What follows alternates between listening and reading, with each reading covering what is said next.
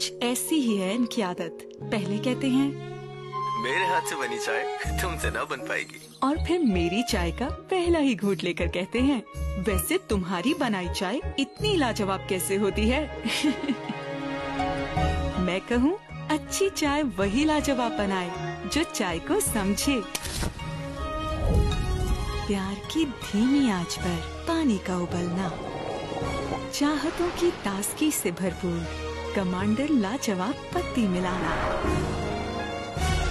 जब रंग, खुशबू और जायका दिल में समा जाए तो उसे अपनायत भरी प्याली में डालना और बस आंखें बंद और इसके मजे में खो जाना। यही तो है समझने वाली बात जो बनाए चाय लाजवाब। कमांडर लाजवाब टी जो चाय को समझे।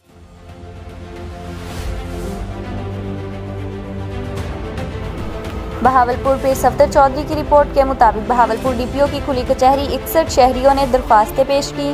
बहावलपुर शहरी मोहम्मद अफजल एक टांग से मजबूर था, इंसाफ लेने डीपीओ ऑफिस पहुंचा और अपना मसला बयान किया। बहावलपुर डीपीओ खुद रोज टर्म छोड़कर इसके पास केस का अहवाल दरियाफ्त किया।